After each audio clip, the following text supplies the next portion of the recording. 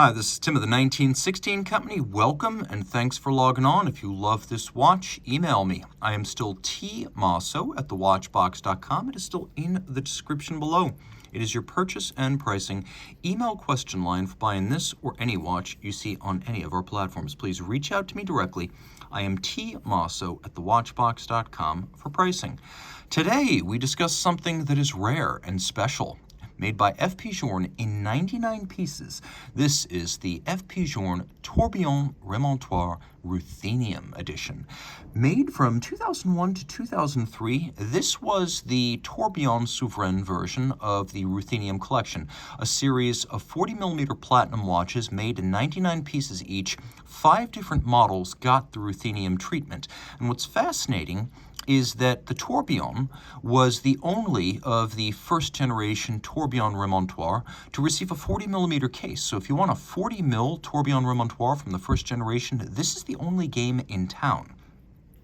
The case in platinum is 40mm in diameter. It measures, as you can see, a lush and lovely 9mm thick, delectable thin construction a la early FP Journe, 47.7mm, lug tip to lug tip with a 20mm spacing between the lugs. On my wrist, which is 16 centimeters in circumference, it sits beautifully. Now, there's a lot to be said for the new vertical tourbillon, but I do love the low-slung, sexy sling of an early FP Journe tourbillon remontoir on the wrist, where it fits underneath the cuff, and most importantly, it fits my wrist. The 40mm is considered big for the time period, 2001 to 2003, but these days it feels almost like a standard size watch. It'll fit well on a wrist as small as 14 centimeters in circumference, so while I would recommend the 38 for a lady, this is at least worth trying if you like larger men's styles. Over the top, down the barrel, and then the cuff shot once more. Taking a look at the strap, this is a modern Journe strap.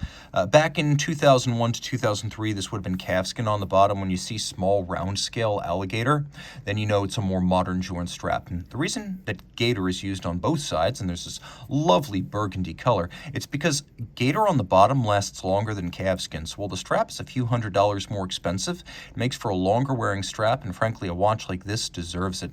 Now, large rectangular scale, symmetrical scale alligator is considered to be the most expensive regular production cut of alligator hide, so to see it here, this watch deserves no less. We have a monotone stitch, a broad folded edge. We have a platinum pin buckle. And then we have curved spring bars, and you can see this is the modern Journe pull tab spring bar that you can pop out with your fingernail. And the curved bar, then and now, allows the case to be drilled relatively close, so the pivot centers of the strap actually inboard the end of the lug, which helps this watch wear really well on a small wrist. Also, you have the full range of motion. It's not constrained against the case flank. A familiar shape, we've seen this case on most Journe watches that aren't vagabondage, elegant, or sports watches.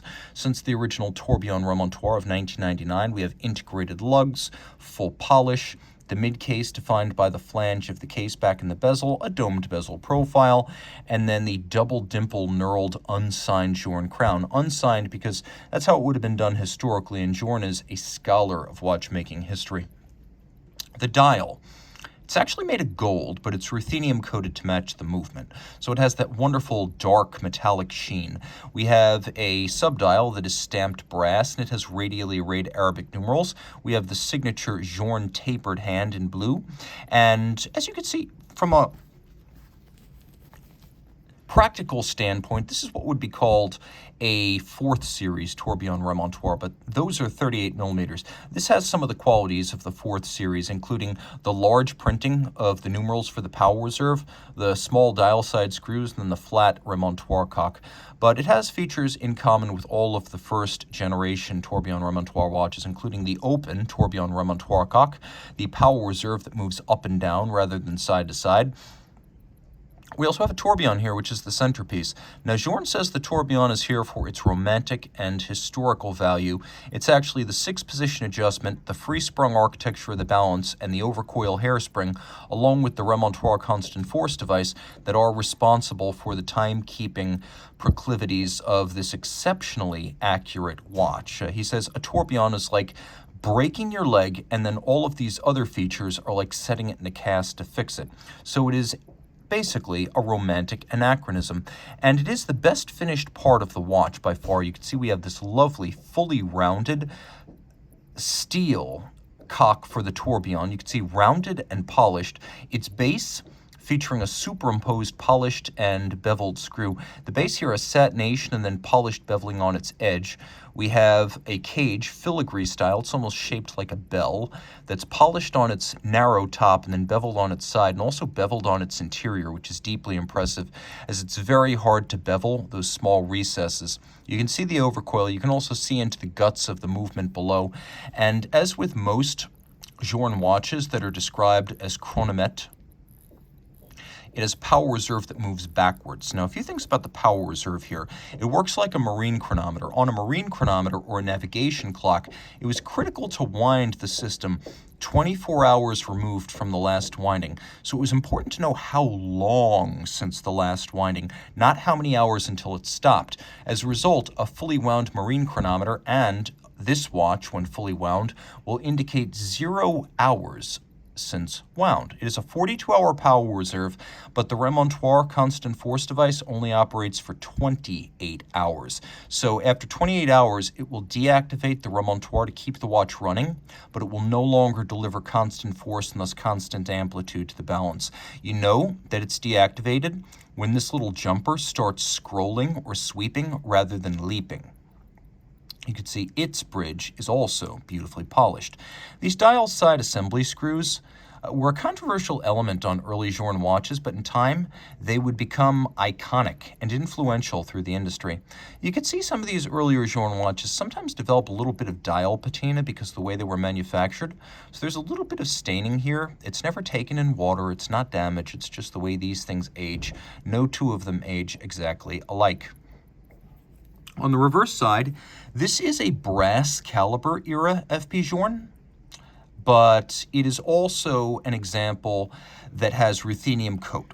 So normally these will be bright silver, which is a rhodium coat on the brass. Here, to match the dial and consistent with the ruthenium nomenclature, we have that wonderful anthracite coat. Now you have linear Côte de Genève, we have solarized crown wheel caul and ratchet wheel. So crown wheel core here has been solarized, and then its teeth have been polished, and then the same for the ratchet wheel, its teeth have been polished. The click spring is of exceptional quality. You can see it's steel satin on its top and then beveled on its side. We actually have an integral combination of click and spring. It's one piece that pivots on a black polished screw. And you can see things were a little bit different back then. As the hollows around the click and the click spring, you can see that these edges have not been beveled. That's just the way it was done back then.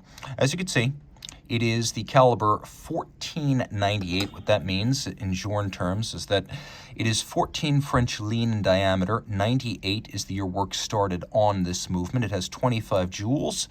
And then this linear spring here, which you'll note is fixed by the only blued screw on the movement, this is actually the remontoir's core. So every second, energy from the mainspring is offloaded by that subsidiary spring, providing a 1 second power burst to the escapement. So for the first 28 hours, the barrel never directly drives the escapement, the remontoir delivering constant force and thus allowing exceptionally precise regulation of the system.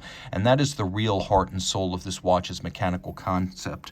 Now, you can see it features Holt head screws, which are a later FP Journe innovation. All this water resistant down to 30 meters when new, but I wouldn't test the theory today. We have the Eleanor Maker's Mark. It's this little oblong diamond. And then next to that, we have the double eagle hallmark of France. Eleanor was a case maker in the Paris metro area, Greater Paris, and it made Journe's cases from his early pocket watches in the 80s. Through his wristwatch days, through about mid-2008 when he bought the company and moved it to Geneva as Boîtier de Genève, a lot of the same people still work there. They commute across the border. Well, in mid-2008, the Eleanor Maker's Mark went away. Occasionally, you'll see a case that escaped to a later production year. That was the year the Eleanor cases stopped being made. So if you see that little double hallmark and you wonder why there's a French eagle and this mystery mark on the case back, that's why. Now you can see 99 pieces made, 01 the year this case was made. That case back stamp was the year the case was made, not always the year the movement was made, but the labeling of the case year of manufacture would go away around mid-2005, and T is officially the reference for the watch. What we call the early generation, the first generation Tourbillon remontoir, that's more of a functional description. It has properly always been called the Tourbillon Souverain. If you love this lovely FP Journe Tourbillon Souverain Ruthenium, reach out to me. I am Team Mosso at thewatchbox.com for all of your purchase and pricing questions.